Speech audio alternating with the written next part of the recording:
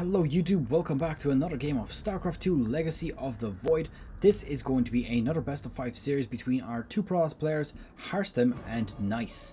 So Harstem spawning as the purple Protoss on the top left, top right hand side. Just to note, States Joe is apparently one of his alternate names.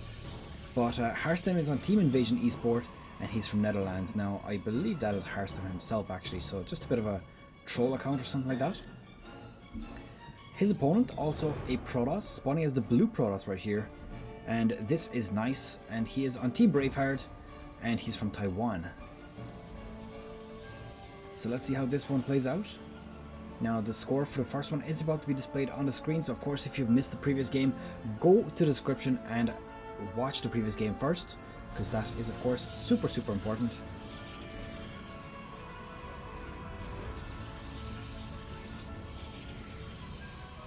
And let's see how our builds progress here. Now it looks like a double gas being put down for Nice pretty much immediately.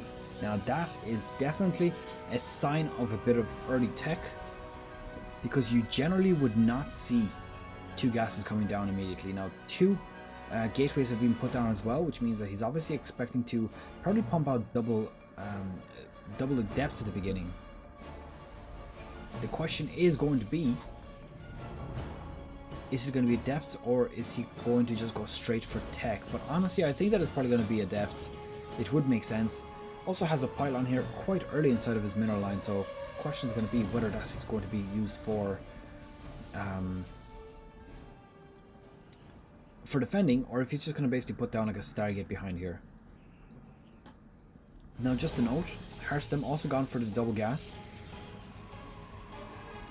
So he is also thinking about potentially taking up.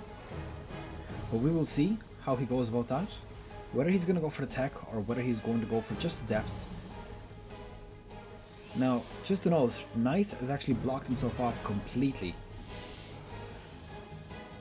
And I've seen Protoss players do this every now and then. It's not very common, but they do it every now and then just to basically prevent any sort of a depth harassment from very easily going down. Ooh, interesting enough, Nice putting down a pylon over here. This is a bit of a risky place. I mean, even if you put it over here, that'll be a lot harder to spot. But here, you could very well have somebody walking a bit further on. And funny enough, there we go, robotics facility being put down.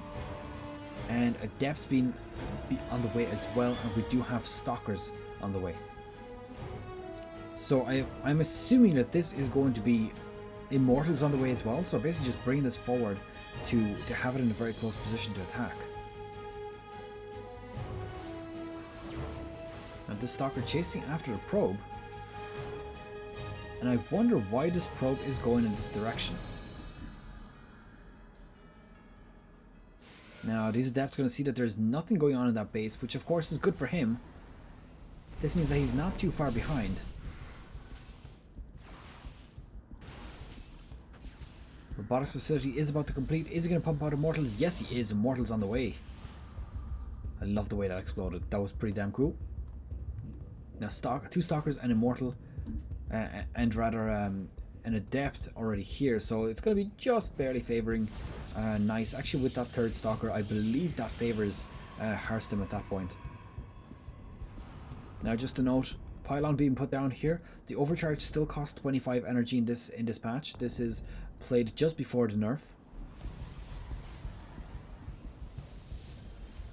Now, where is that immortal? There it is. He's actually making War Prism straight after that. So not continue the immortal production. I think that, to be honest, it would have probably paid off if he did.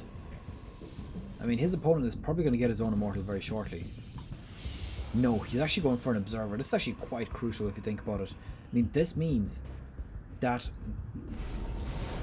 Nice is going to have an immortal advantage, but his opponent is not even going to have one. And look at that, 5 stalkers, 1 immortal. His opponent has 3 stalkers. Now that immortal would shred through those alone. I do believe that an immortal will take out 3 stalkers. Unless of course they're microed really well.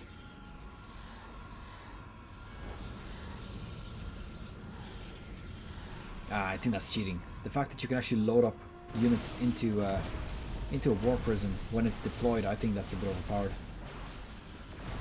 Let's see what he's going to do here. Ooh, overcharge is going down. Getting that taken out as well. I think, oh my god, so many probes getting taken out here.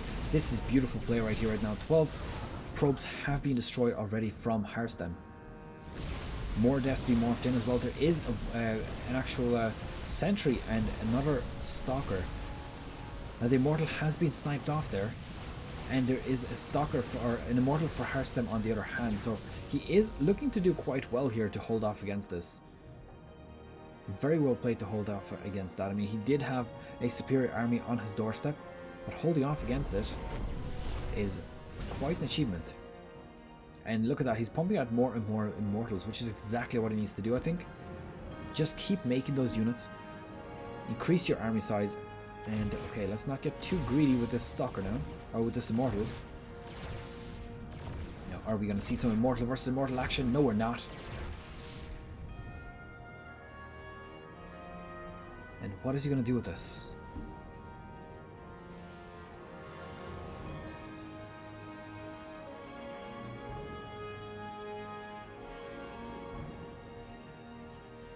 Now Twilight Council is on the way for Hearthstone, so going to potentially see some tech coming out of that. I'm assuming it's for Blinkstalkers, because Blinkstalker micro is quite essential versus Immortals. Otherwise the Immortals just absolutely rip you a new one. And of course you don't want to have that. That would not end well.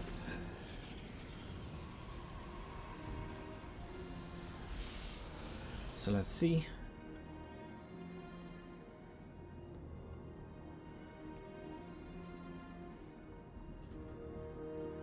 There's just a few more units being warped in here.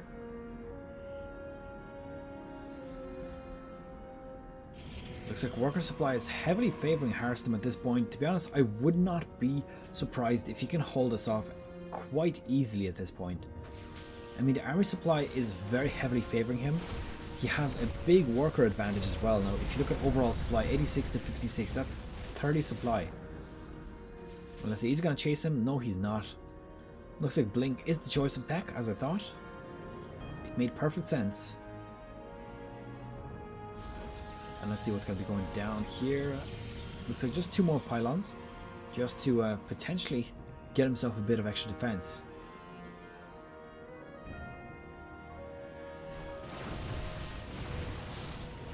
Now, trading a Stalker for a Zealot, probably a worthy trade in my eyes. Unless you got Zealot with legs, that would probably be not very worth it. Nice, managing to snipe off 2 workers and leaving undamaged, or unkilled rather. I think he did take a bit of damage, just a little bit. So doing some good trades, and every small bit of harassment like that of course is crucial. This Phoenix is going to be spotting pretty much everything. Now just to note, there is just a gateway, 2 gateways rather, and a forge going down.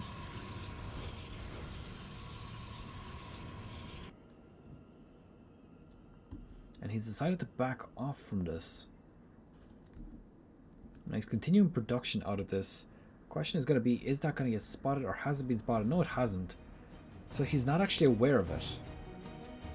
But he could get very close now. The fact that he's gotten so close to this wall is the only reason why that did not get spotted. If he was any bit closer to it or further away from the wall, he would probably spot that very easily.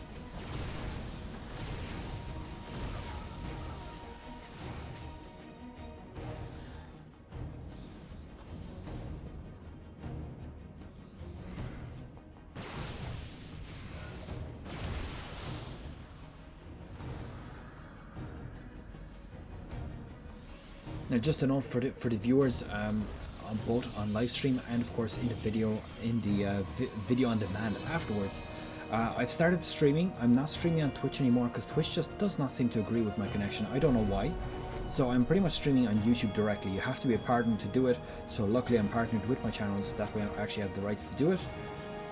And basically, the advantage of YouTube is if you're not partnered with Twitch, what you upload through the stream is exactly what you get. So if you're uploading 720p, your viewers can only view it in 720p. Whereas on YouTube, since I am partnered and of course they have the ability to do it, I can upload at 1080p, and even if you're watching on an old smartphone that only has like a 480p resolution screen, you can actually just downscale it like that, no problem, and it'll eat less bandwidth, and of course it'll display a smaller image that's easier on your phone. So that's pretty much why I've decided to use it. It's not as, I mean, the YouTube platform is not as developed as Twitch, obviously, because it's only new. It's in the beta right now. But I think that the results that I get from it are a whole lot better. And I'm hoping that at some point the YouTube gaming stream platform is going to be as supported as Twitch worldwide. And that way, you know, you'll be able to pretty much get followers and all this kind of stuff, because right now I think it's a little bit more difficult to get your subscribers to watch on YouTube.